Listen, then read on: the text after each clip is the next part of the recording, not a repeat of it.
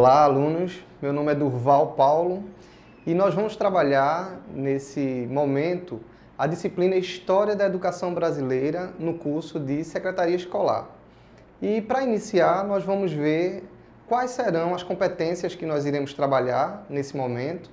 Vão ser 5 competências, como vocês vão ver a partir de agora. A primeira competência que nós iremos trabalhar é Brasil, ontem e hoje, onde nós vamos distinguir o que caracteriza os regimes políticos do contexto histórico brasileiro.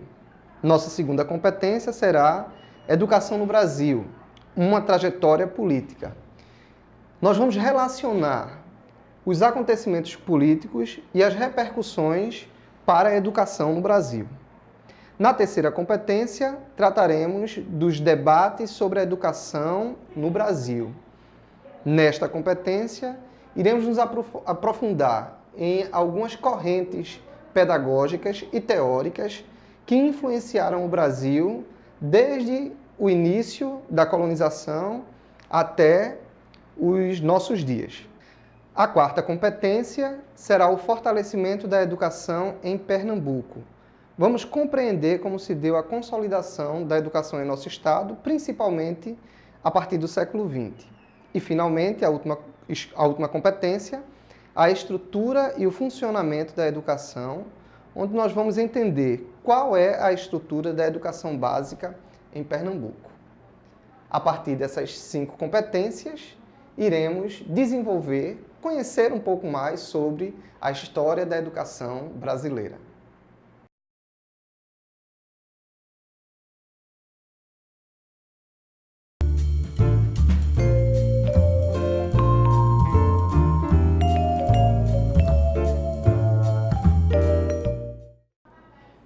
Bem, vamos começar o nosso curso com a primeira competência, Brasil, ontem e hoje.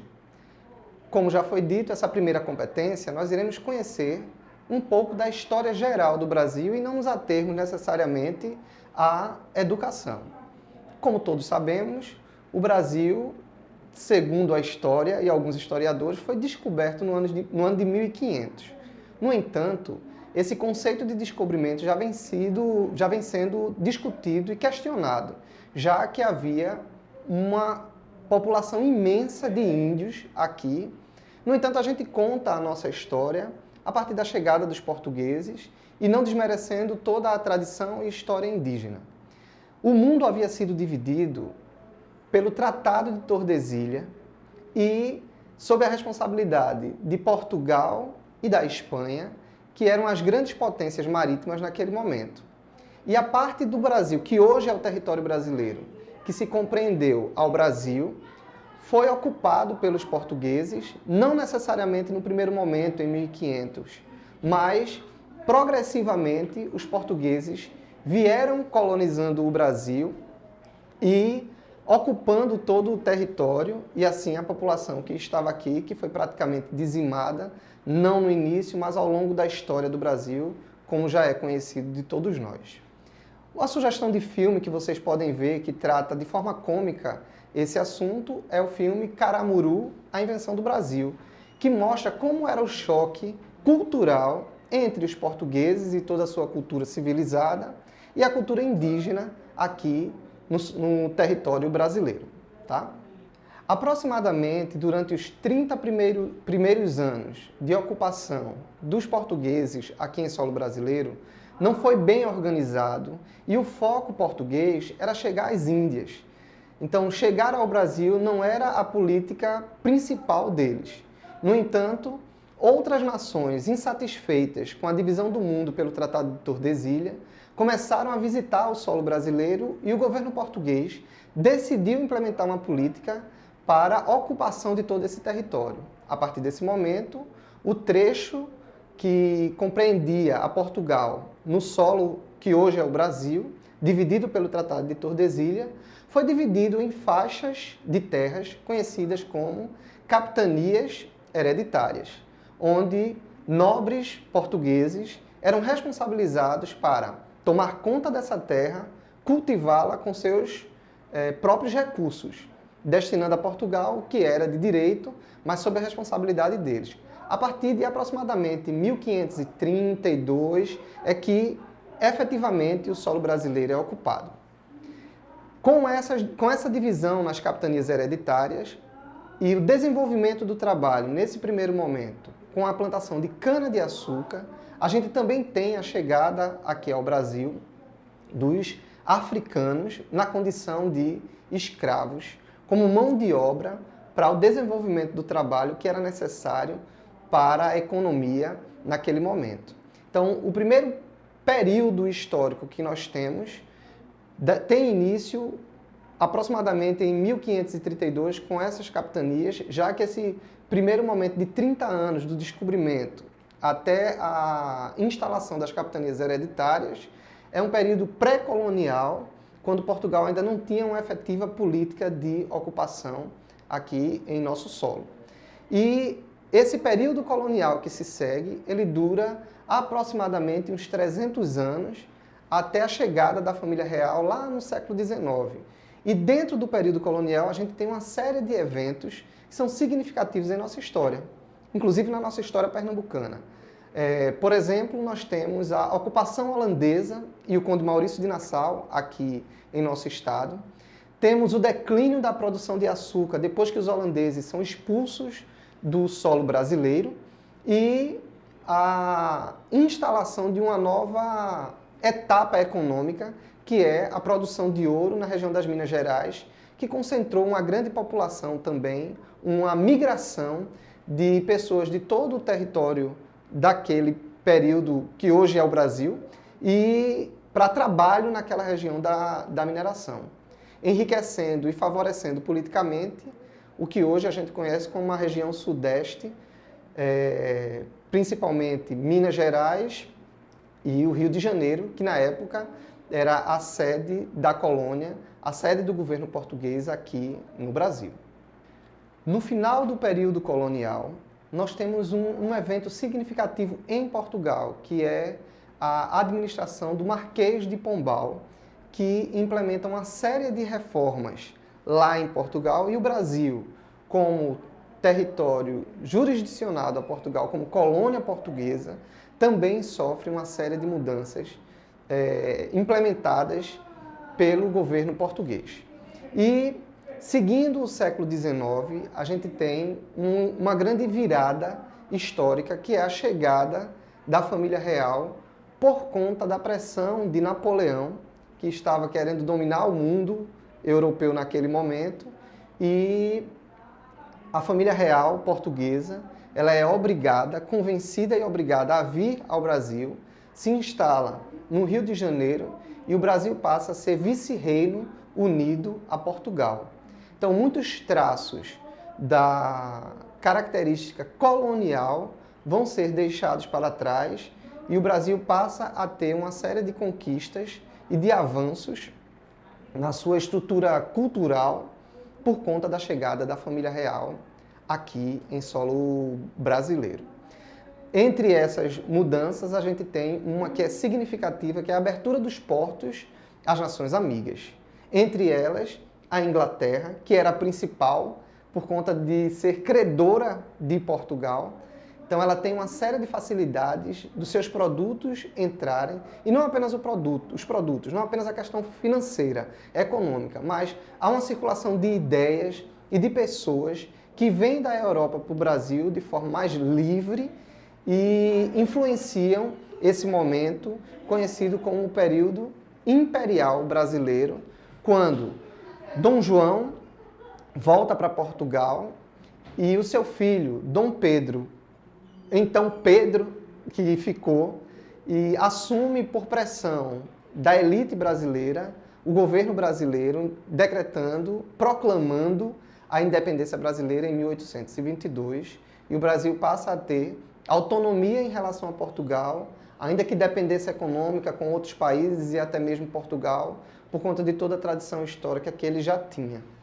E Dom Pedro I outorga a primeira Constituição em 1824, e novamente por pressão do governo português, Dom Pedro tem que abrir mão do seu governo aqui, volta para Portugal em nome de seu filho, Pedro II, que no momento não pode assumir por ser muito novo, e aí existe um período de transição, chamado de período regencial, até que Dom Pedro II complete a maioridade e assuma a segunda fase do Império, até 1889, quando a gente tem início o período da República. Mas ainda nesse período imperial, a gente tem uma série de eventos que são significativos em nosso país. A gente tem a Guerra do Paraguai, várias reformas, vários eventos revolucionários aqui em solo brasileiro. Temos a libertação dos escravos. Então, é um período, esse período imperial, bem movimentado, não só com esses elementos políticos, mas também o desenvolvimento tecnológico, as ferrovias que começam a ser instaladas em todo o território nacional. Então, esse período imperial, principalmente o Segundo Império com Pedro II, é um momento bem significativo em nossa história para a chegada da modernidade e a estruturação do período republicano, que veremos mais adiante. Bem, chegamos finalmente ao período da República, já no final do século XIX, em 1889, que se estende até os nossos dias. No entanto, aconteceram algumas interrupções por ditaduras ao longo do século XX. O primeiro momento é conhecido como a República Velha.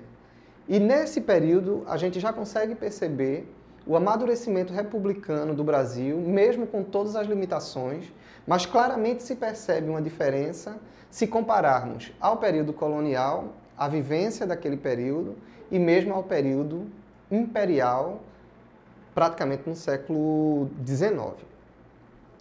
No início, logo em seguida ao período da Primeira República, lá nos anos 30, a gente tem uma primeira interrupção com o conhecido Estado Novo, com o presidente Getúlio Vargas, que teve um governo bastante contraditório, mesmo com uma ditadura. É lembrado por algumas pessoas que viveram aquele momento, que se tem registro, com saudosismo diante da sua política de favorecimento ao trabalhador, no entanto, não excluindo toda a sua postura autoritária e ditatorial, e em alguns momentos até alguns alinhamentos com o movimento fascista, mas que diante do movimento político e da necessidade de apoio americano, ele pende para um outro lado, se desvinculando da sua filiação, da sua opção ideológica a alguns princípios fascistas.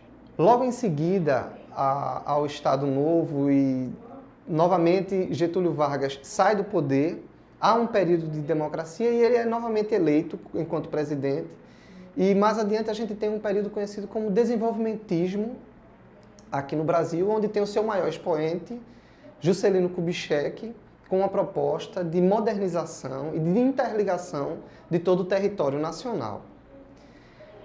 Até 1964, nós temos outros presidentes, e entre eles João Goulart, que tinha alguma afinidade ao movimento de esquerda socialista, e depois de uma viagem que ele faz, ao retornar, o governo militar toma o poder e assume, instalando um novo período que nós conhecemos como o período da ditadura militar, que historicamente a gente não tem uma definição clara do seu fim. Nem todos os historiadores pensam da mesma forma em relação ao fim da ditadura militar, mas é um período que se compreende a 1964, se estendendo até 1985.